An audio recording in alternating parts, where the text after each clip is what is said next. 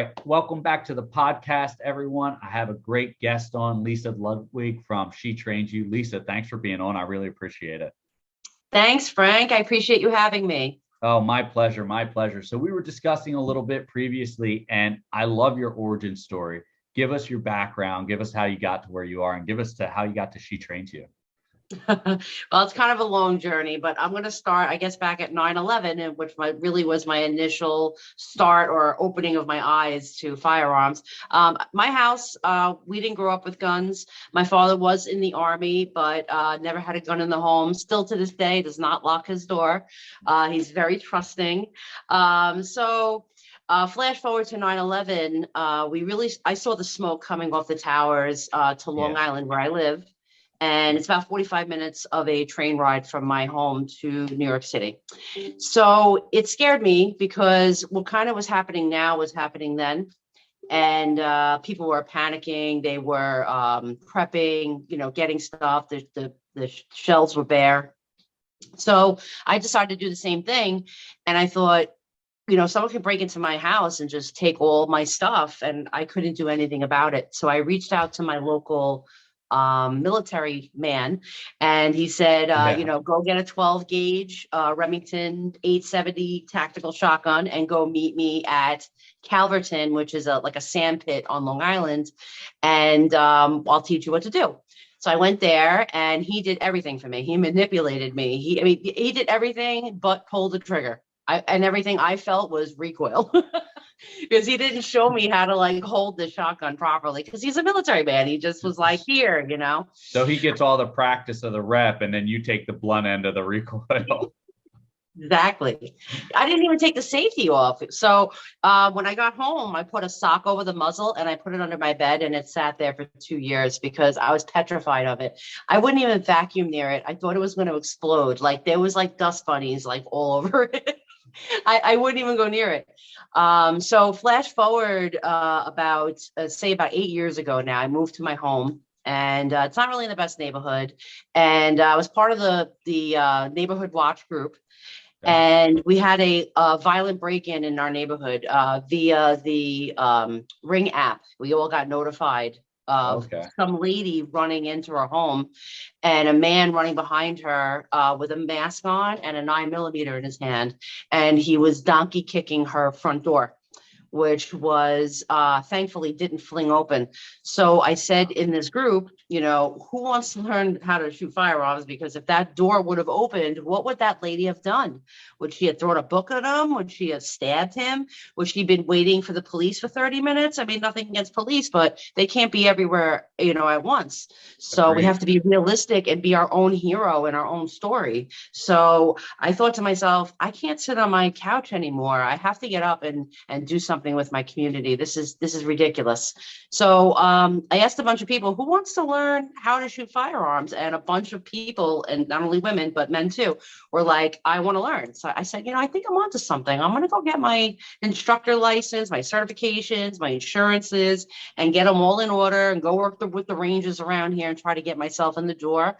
And that was about 3 years ago. And I opened up the Long Island Women's Firearm Club, which now currently 3 years later, we're about 100 women strong. We have 3 chapters on Long Island. So we have a western, a middle, and an end.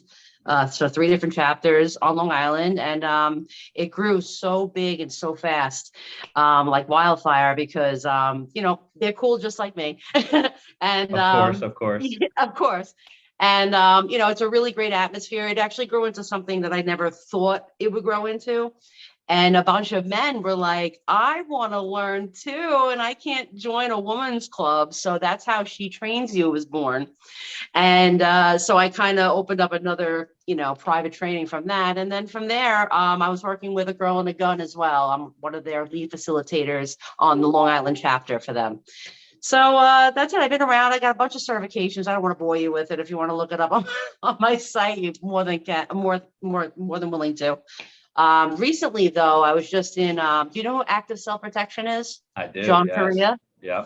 So I was just in his 3rd cohort for his instructor certification. It was a 6-month-long class, a bunch of reading. It took a lot to get into it, like a qualifier, dot torture we did. Everything Yeah. had to be filmed.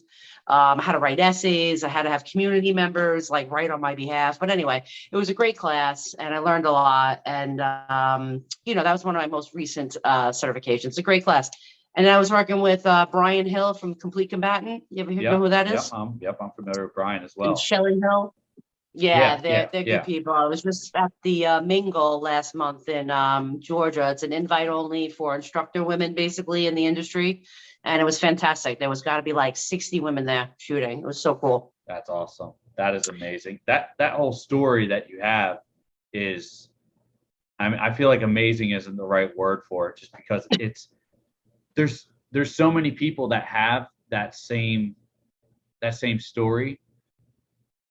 And in essence, because I don't want to detract from what you went through to change your story. So many people have that same beginning story, but then keep going down the line until something bad happens. And that's something that we see as instructors all the time. A lot of people only reach out for training after something bad has happened. But you not only saw something bad happen, but recognized the impact it could have on you. And then you not only went and got yourself trained, you took it a whole nother level and got your instructorships.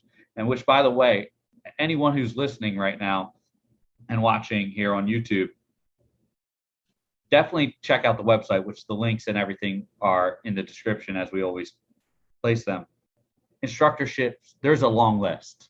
Lisa has a very long list of instructorships. So definitely take a look at that. But I just find myself, I'm not one to be speechless, but I find myself speechless at your story and moved. Honestly, I really am to see Oh. Someone take their personal and public safety to the next level, and then share that, all those skills and all that knowledge you got with other women and men who are taking your training. That's fantastic.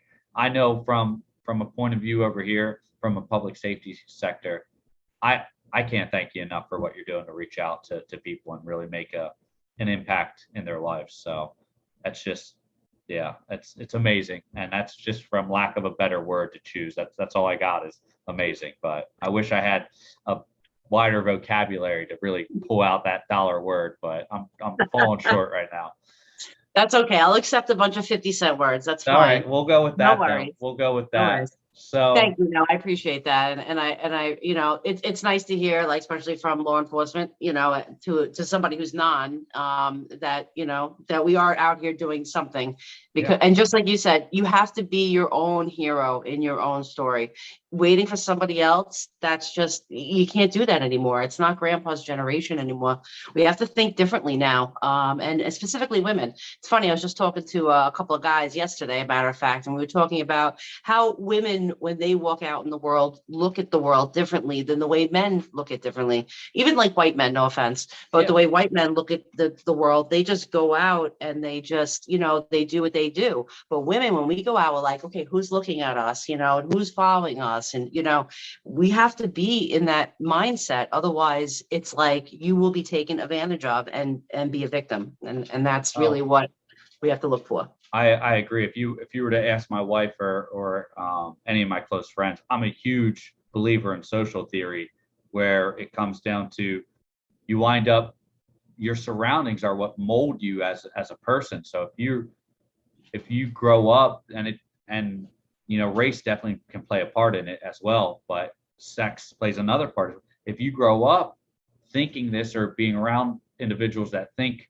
a certain way, so a perfect example, if someone grows up thinking, I just can't defend myself, I don't know how because that's the way my entire family does it, or I'm just going to call the police, then it's really hard to take that and shift into a self-defense mindset, in my personal opinion. And like I said, it's social theory. It's theorized. I mean, it can never really be proved, but yeah, I'm a big proponent of social theory instead of genetic theory, where I'm just like, hey, you're just genetically predisposed to this. Genetics play a role, but I really think your environment plays a significant role in the development of who you are as a person.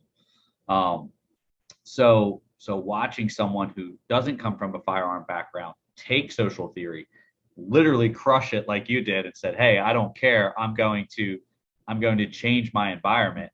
It just, it's one of those things where I'm like, well, I can use your story as a perfect example as to how social theory is effective and ineffective at the same time. But anyway, that's a whole nother. You're like, I digress. I Yeah, digress. exactly. I digress. That's a whole nother rabbit hole we won't get into. So she trained you. It developed from this innate feeling of protection and self-protection, personal and public protection of yourself and others. And now you've got a pretty good following. Like you were saying, you got 3 different chapters up there in Long Island. And I mean, it's one of those things where you had said it earlier. You said you were kind of, and I'm my words, not yours, but you're kind of baffled about how quickly it grew. And to me, I truly believe that's how every pure thing and authentic thing really winds up being. People just sit back to, I have no idea how we got here. I just started it, and next thing you know, we're here, and it's amazing. So that, like, I think that just speaks just wonders to you and your staff over there at She Trains You, because it's just amazing. I want to kind of shift to kind of go down that avenue before we touch on the whole New York win we just had there in the Supreme Court. But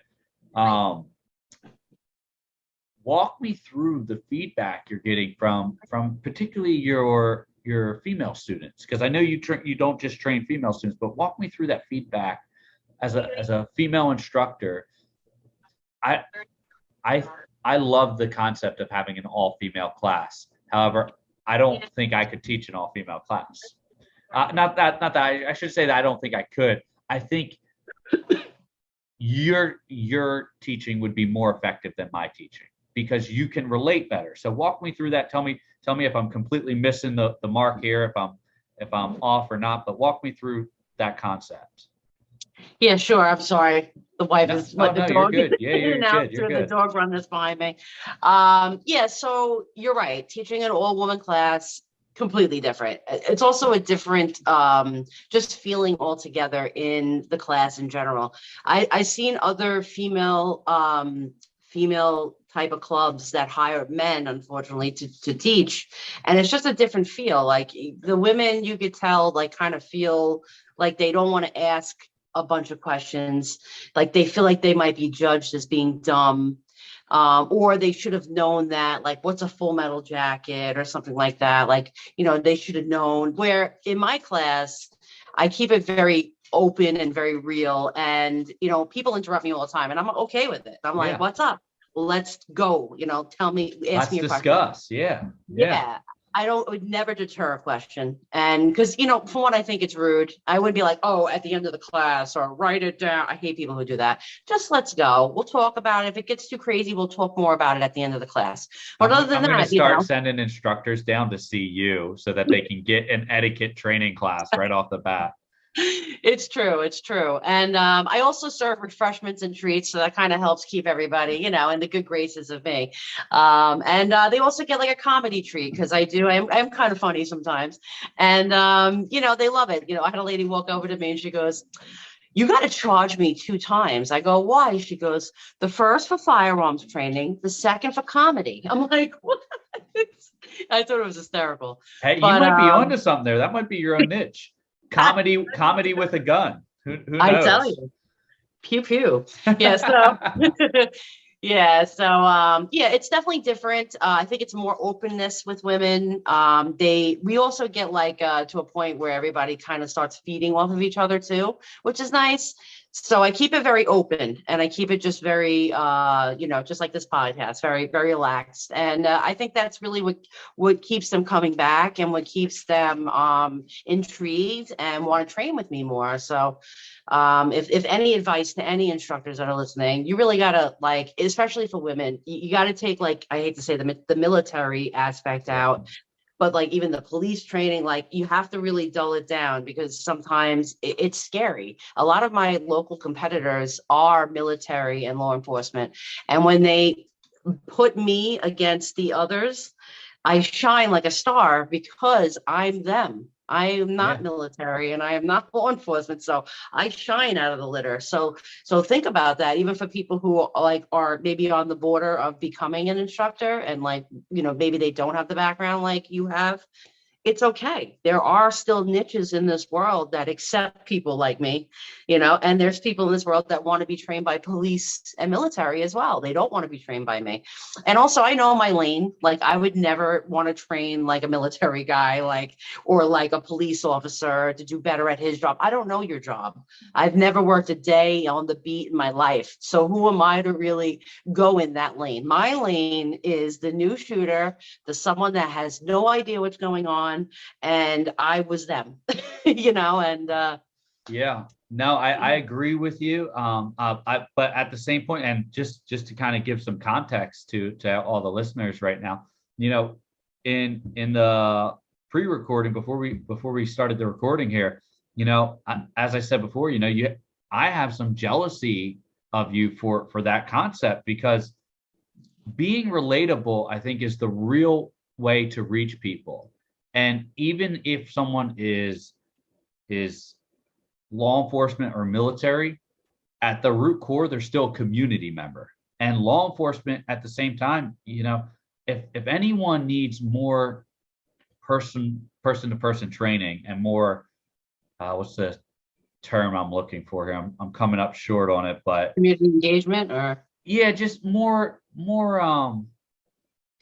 I don't want to use de-escalation because we get a lot of de-escalation training, but more just community training. It's law enforcement. I'm not saying that's where we're lacking, but that's definitely where we fall short when it comes to our training. We get a lot of training in firearms, we get a lot of training in handcuffing and defensive tactics, and that's all part of our 40 mandatory hours depending on what state you're with. But you very rarely do you get into just talking to a dad and his son and daughter who come up to you to say, hey, thank you, or just to say, hey, have you seen where's the bus station, something like that. As a police officer, you tend to go down that route of, hey, what's this person coming up, rather than like, oh, hey, how's it going, bud? And I used to carry stickers with me all the time, little badge stickers that I would hand out, and then I convinced my agency to start buying them, and they're like, why do we have this on our budget? But anyway, it's that I agree with you. Having that personal relationship with your students is something that a lot of instructors we miss sometimes, and I think instructors always have the heart in the right place. Like, hey, we want to teach you safe firearms operations so you can protect yourself and so that you can have a firearm in your home safely, and if you have children or anything like that. But we can sometimes fall short. And as I admitted to you earlier, sometimes I slip up and use military jargon. I was training a guy the other day, and he asked me a question, and I said, yep, Roger that. And he looked at me, he's like, who's Roger and what's he got to do with any of this? And it just right over my head. I thought he was messing with me at first, and he was serious. So you having that innate ability to reach out, I don't ever look at it as that is one of your most accelerated skills, in my opinion. That's something that we should all strive for, is to be personable. Something that even myself, I would take a class from you on that alone as an instructor. Hey, this is how you relate, and this is how you converse with your students and engage them. Because if people are engaged, I agree with you, they're learning more every single time. So those neurons are firing when they're engaged. 100%. Exactly. So you've taken this concept, you've taken this niche, you've even whittled it down and kind of cut your own niche out of it. You've reached out to some big names, and you're collaborating with some big names, so that's amazing. And now you've got to. I mean, I'm looking at your Facebook. I'm looking at your online presence. You got a fairly big following going on, and like I said, you're reaching out. You're training people from pretty much all walks of life. What's your biggest reward you get from your students when it finally clicks? What's that feeling? Walk us through it a bit. Oh man, it never gets old. I think that's like the best payment. I feel like Yeah. in everything of instruction is like that moment where they're like, oh, and it just clicks, and Yeah. it's just a beautiful thing. And like I was saying before, they come in very tense, and then like by the time they leave me, it's like, working with that star game in carnivals, like Yeah. working with Yeah. star game, and it becomes fun. And you could just see like the stress level just relax. And sometimes, I just make a joke just to be funny. I'm like, hey, you want a cigarette? Like, just to be funny, because they just look so like relaxed. Yeah. Yeah. And it's so great to like watch them flourish in a non-competitive, a non-intimidating, a non-condescending environment. And it's just beautiful. Like, I wish I had that environment, Yeah. to thrive in. I mean, ASP is great. They're like my new like family, and I am thriving with them. But before that, it was like I didn't really have a lot of people that were, like willing to really like work with me in that way. So, and if anything, my training had to involve like an 8-hour day in like a sand pit in the heat, with no sun coverage, and I'm rolling around with all these guys, it's like no one around here wants to do that kind of stuff. So for me to go get that training and then bring it back and level it out to like what they really need, because if you think about it, like I'm training with guys that like are clearing a compound with 5 guys.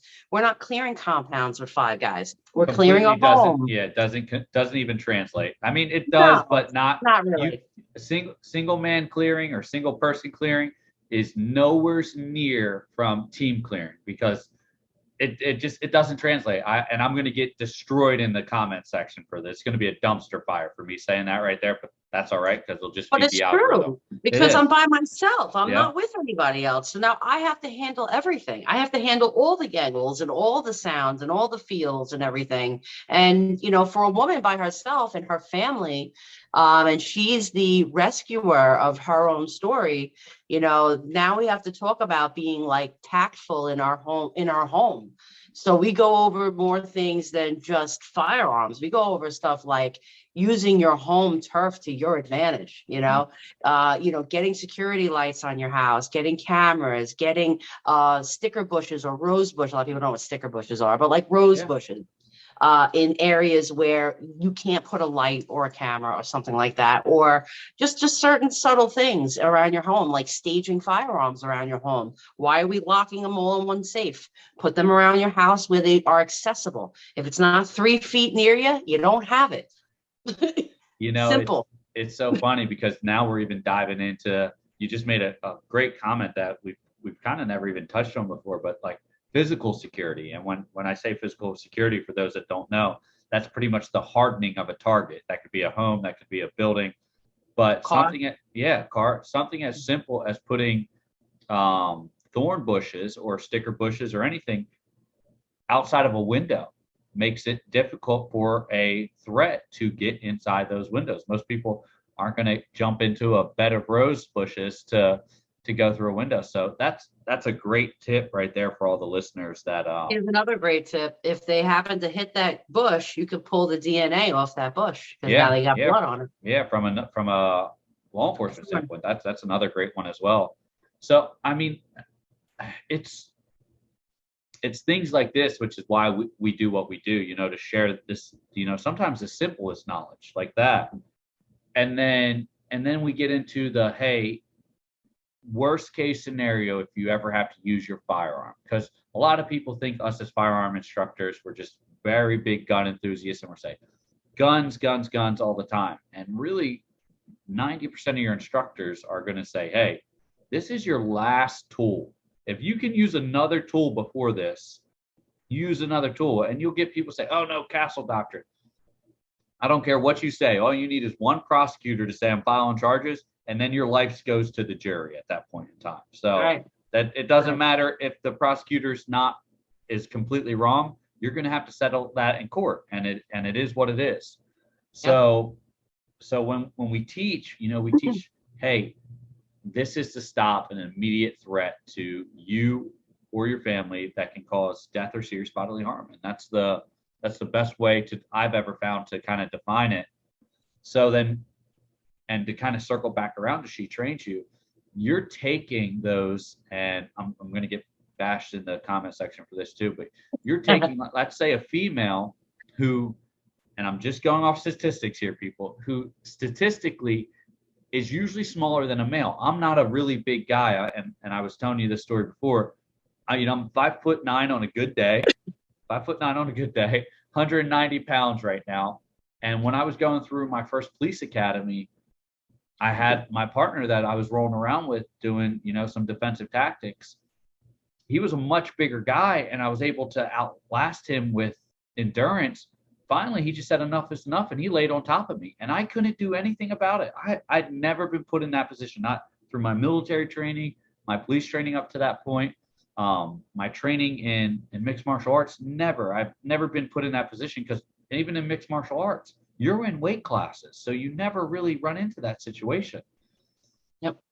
And he just laid on top of me, and I was completely pinned. And I'm not a claustrophobic individual, but the concept of not being able to move my arms or limbs or in any capacity was kind of mentally debilitating at that point.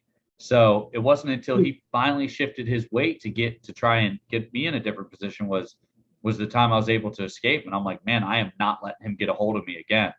So now I ran off on that tangent, bringing back down to maybe a female, and it doesn't even have to be a female, but let's just stick with that right now. A female that may have to deal with an assailant much larger than them. How does the firearms training really equalize that, their defense against someone like that? Can you kind of, for those females listening, how do you really reach out to them with that? So, it really is. They do call a firearm an equalizer. Not even just for women. If a child picked up a gun, he's going or she is going to equalize that situation very simply just with a firearm. It's really not many things in this world that do that immediately. Yeah. So I think in the terms of equalization, like, someone's coming at me and I bring that firearm to the table, that's going to stop immediately unless they're stupid and continue to go. Yeah. I just wanted to bring up a quick point too, that we can have all this training, right? But if we have a draw to first shot, 2 seconds, right? But what happens if we have like a 2-minute decision-making skill?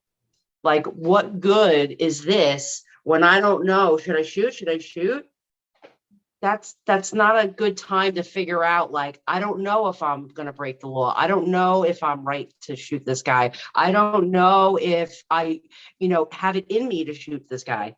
So those things need to be assessed way before anything happens, because, there is such thing as muscle memory. Sometimes, a lot of people don't like that word muscle memory, but it is a true fact that you keep doing something and you will burn neurons or myelination into effect into your body. So we always, propose on, proper draw strokes and this and that, but do we really talk about decision-making skills? I was working with Shelley Hill and Brian Hill from The Complete Combatant, and they really opened my eyes to it, about that decision-making skill. It's huge, and how time and distance really plays a factor. A lot of people don't realize what 12 feet is, what 20 feet is, what 5 feet is, what 3 feet is, and how fast someone can achieve these distances, and how fast we need to be out and making those decisions. So there's so much involved. There's physical fitness that needs to be up to par. Can you run? If you can't run, we got to talk about something else. And most people think when you're training with a firearm, like, run away. Like, you can still run away. The goal is to remove yourself from the threat. That's the last thing you want, because honestly, they're just going to roll your name through the mud. They're going to take all your money. They're going to make you, look like the worst person on this earth just because, you did what you did, so it's not worth it. It's just not worth it. You had just said something that, ironically, I find it, because I'm big on scenario-based training, and a lot of my training are shoot, no shoot scenarios. And I would say 90% of them are no shoot. just because I try to train realistically. And I've never brought that up on the podcast. So thank you for doing. I can't believe I've never brought that up on the podcast. So thank you for doing that. I think for everyone listening right now, that is one of the key highlights to take away from all your firearms training right there. Lisa could technically charge you for that bit of advice right now. I'm dead serious, because the concept of saying, hey, I think someone's threatening me. I'm not sure, but I want to present my firearm at this point. And at that point in time, that's even a legal concept too, because now you just brandished a firearm, which each state labels it differently, but it's still brandishing a firearm. And it's only legal to do so if you fear for your immediate safety. So knowing whether or not to do that legally is a concept that most people really need training on as well. So I thank you for bringing that up. And I'm kicking myself in the foot right now for never mentioning that on the podcast ever before. And I mention it in our training all the time, but I can't believe we've never discussed it. But big takeaway that I want everyone to get on that one is what do you do during a 2-minute standoff? Is the threat still present? Is the threat not still present? Do you holster your firearm? Do you leave it drawn? That's a tough decision, especially when you start having time to think about it. I think that could be even worse than that muscle memory we were discussing. Right. And the same thing too, like being a civilian, like we're not really in those scenarios like police are, so it's like very few and far between if it does happen to us, hopefully, I pray to God that none of my ladies or men that I work with need to use what I taught them. But at the end of the day, I'm happy that at least, all these people know, now the penal code, what to do, are they right? Are they wrong? All that stuff that is all relevant. I really do believe in scenario-based training, in terms of I did a few of them actually, but the last one I just did was, it was a guy, the guy gives me a holster and the instructor goes, okay, you're in your garage and your neighbor has a order of protection. You have an order of protection against your neighbor and he's in your garage rifling through your stuff. And he's like, start scene. And I'm like, okay, here I am. So I see him, he's on the floor and he's rifling through my stuff. So I pull out my firearm and I put it at him, little low ready. And I say, sir, please get out of my house. I don't want you here. And so he turns around and he has a knife. And so all the instructors in the class are like, shoot him. And in Long Island, even though I had a threat, he wasn't running at me. He just was holding it. Yeah. And if I would have just said that to the police, I could have been in trouble for that. He had to physically be running at me for me to take care of. So once he ran at me, I bam, I got him, and then I was like, and I was just thinking to myself, he's my neighbor, I have an order of protection against him. There's already stuff going on. I don't want to hurt this guy. And then at the end of the day, I kind of had to because he ran at me. So at the end of the day, the instructor asked me, how many shots did you shoot? And I said, I think 4. And he was like, it would happen to be 3. I hit perfectly. I didn't even see my sight alignment sight picture. I just was looking at the guy the entire time. And this goes to show, even though I'm an instructor, I mess up. I'm not perfect. We don't even call that a mess up in law enforcement. 90% of all law enforcement encounters, law enforcement say, I never saw my front sight. It's point shooting. It's because of adrenaline. It really is. Yeah. And I mean, these are people that are training at minimum twice a year, putting down roughly 1,000 rounds, which doesn't sound like a lot, but for those people who are new to shooting, 1,000 rounds is a lot of money, let alone time at the range. So, and like I said, that's the bare minimum. And then you have these agencies that are really putting down a lot of lead down range. But yeah, that's a tough scenario to handle, especially for each state, because some states have a duty to retreat if you can. And if you had a way to escape, even though it's your house and he was a threat and it eventually became an immediate threat, you're exactly right. That legal system can kind of jam you up. So I'm going to use that to actually segue real quick and kind of bounce over to the new 2A win from the Supreme Court here with no longer needing the Maryland has the same thing. So the necessity to prove why you need a concealed carry permit. How do y'all feel about that up there? Ah, what a win. What a win. So Yeah. excited. Like if this was like football for firearms, this would be like the Super Bowl. So like so excited that we won and won for the team finally. And it's so great to be in America for once. As we Yeah. felt like, everybody's walking around with guns in the rest of the country. And just because we're overpopulated, we can't have firearms. I just think that's absurd. Specifically when we have all these problems with mass shooters. We would be able to help. We're good guys with guns that train. When we walk around with guns specifically, it says in our handbook we have to be responsible. It Yeah. doesn't say we need training, but in the word responsible, that means you go and get instruction and you train and you practice. And I think that's underestimated, because if we happen to miss, that's our problem. If someone else pulls our trigger, that's a problem. That's our problem.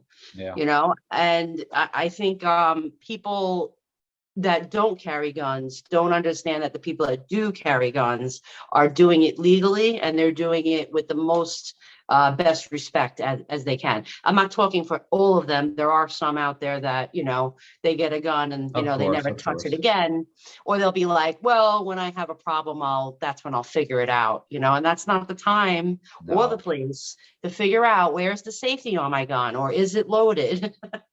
Or where is a shoot no shoot zone in my house? Like, I don't want to point my gun at my gas in my kitchen and go pop if God forbid something happens. My new daughter's room. I mean, it completely changed what my home defense rounds are, and my platform now. Now I've switched platforms as to what I use for home defense now. So what do you use? I switched over to a shotgun with birdshot, just because how my house is set up. It's an elongated hallway with my daughter's room right at the end. So my house is one from my bedroom is a straight shot to her room. So I'm thinking, so I winded out doing some product testing, and I winded up and buckshot was punching through too many walls. I mean, I was punching through 4 or 5 pieces of drywall. And I even did, I put a makeshift crib out there. We actually, this video will drop eventually on our YouTube channel, but I put a makeshift crib out there, put a little one of our CPR babies in there, and I was hitting the baby with buckshot from a 12 gauge through 6 pieces of drywall. So what was the distance? About 25 yards. Wow. Yeah. That's far. Yeah. So wow. So that's not even like home defense distance. I'm thinking like 12 feet, 15 feet, 20 feet. Yeah. Wow. It was numbing. As a new father, it was numbing. So I had to look at it. But yeah, all that has a huge impact. And as you said, now being able to hopefully carry responsibly up there in New York, and once all the legality gets through that we discussed previously. But once all that gets through, I'm happy for you guys to get through all that and finally start being able to carry to protect yourselves. I think little statistic, USCCA came out, and I'm not going to misquote, but I think they said they did a recent study, and it might have been the last year or maybe last couple of years, 150,000 uses of, and this is what's documented, uses of self-defense with a firearm. And I don't want to say it was in the last year, but I think it may have been. So they just came out with those numbers. But yeah, it just goes to show it happens. People use their firearms all the time for self-defense. And whether that's just to the threat, presenting your firearm to someone, and just the threat may scare them off, or actually having the unfortunate time to actually have to utilize that firearm in the defense of yourself or others. So it is mind-numbing, but that's a good win for everyone up there in New York. I have one last question for you, and it's kind of the question I ask all instructors. With all this training, and us as instructors, we always say train, and that's not because we want money, but that's because that's what it takes to use firearms. So how do we help our students, or just the everyday listeners that are listening to the podcast? How do we help them train without breaking the bank? The ammo prices, gas prices, range have limitations. How do we beat all that these days? So I'm a huge proponent of dry fire. Yeah. Huge. I mean, it has brought my shooting from like a 6-inch circle down to like, at least a good, 1 to 2 inch, depending on, distance. But not only just like going to the range and, schlepping all your gear and getting lead all over you, especially for women. And then having to pay for all that. And, it gets expensive. I love the Mantis system. I don't know if you know what that is. We use it in our membership site. I literally run an online training membership utilizing Mantis. So I'm right there with you. Yeah, Mantis is great. It's a real great program. I love the X10 because it has the holster pull analysis. Yep. And it's fantastic. We're in the Active Self-Protection Dry Fire group. So if anybody's interested on Facebook, it's a huge group. We help each other. Everybody films and we watch each other with shoulders and like, you're lifting your shirt too much or you're slouching or whatever. Like, it's pretty cool, and it really helps people elevate each other. I love that group because they're not nasty. Like, they're all about like helping and elevating each other. We're not competition. We are peers to each other, as it should be. It's problem we often run into too much in the firearms industry, especially as instructors. We run into that too much. So I mean, frustrating. try carving out a niche, telling everyone like, hey, I'm switching over to technology and using lasers to train that from now on. Imagine the pushback I get on that one. So. Oh, I can imagine. Yeah. Now. Yeah. I mean, it's good as a supplement. You can't go like full laser because you need the recoil and stuff. I mean, we do use UTM. You know what that is? Ultimate Training Munitions. Yep. We'll do some force on force stuff. I mean, we're not too heavy with all the ladies because we're ladies. Of course. But we do more like scenario based. Like we did like a restaurant scenario. Someone's fighting with somebody. A lot of these women, they feel, oh, I got a gun. I'm like, I don't say a vigilante, but like I'm the peacekeeper now because I have a gun on me. And it's like, no, you're not. This gun is for you. And you just reminded me of something. I'm going to send you the link and I'm going to put it down in the description as well. A couple weeks ago, maybe a month ago, max, and I want to say Georgia, but I'm not sure. I will find the link for you. A woman trained in concealed carry, legal concealed carry, winded up stopping this man who was pretty much going to be an active shooter, was at a kid's graduation party. I think I remember reading that. Yes. Okay. Yes. Just goes to show that training that you provide, how it makes an impact.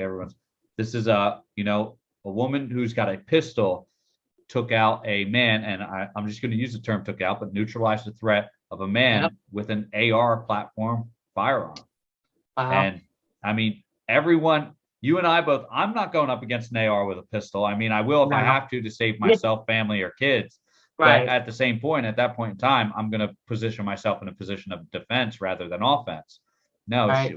And I don't know her exact positioning, but I do know that she pretty much took the fight to him from what I read. And so badass. People, it's an equalizer. It makes a difference. It does. They even said that school too. Did you hear about that too? The school, they had not teachers. They were, I don't want to even call them security staff. Maybe they were just like certain people in the school that were trained heavily, that had 8 lock boxes around the school. So when there was a threat, I've been hearing about this. Yeah. They went in, they got it, and they stopped the threat. And it goes to show, if you shoot, you play fire with fire. You can't just be like, we're going to be sheep, and he hardened the school. It was amazing. So I've heard about the lockbox system. What breaks my heart is I have not heard about the school shooting that was stopped, that you're just talking about. Just recently. Well, that's what I'm saying. Yesterday. And had this went the other way, this would be all over the media. So it breaks my heart that it hasn't. Now I've been traveling, but still, this would have hit my radar on my cell phone had it been national news. I'm going to send it to you. I have a link. Yeah, I appreciate it. And once again, just another thing we're fighting as instructors, trying to get these good heroes out there. And that's what those people were that day, a hero. 100%. Yeah. So, but Lisa, I can't thank you enough. Everyone, Lisa Ludwig from She Trains You up there in Long Island, New York. Lisa, thank you so much for coming on. I will have your links to your Facebook page, your website, and all your other social media in the description. Real quick, do you have any classes coming up that we might be able to tell some people who's looking to get some training from you? I do have a couple of NRA classes coming up. I have July 9th. I have Basics of Pistol for the NRA. I have, I think it's August. I have one in August and I have one in October. If you go to the NRA site and put Yep. in the Long Island any Long Island zip code, and you Uh-huh. put in, you click the boxes. It's so annoying. You got to click Basics of Pistol, Basics of Rifle, or whatever you want.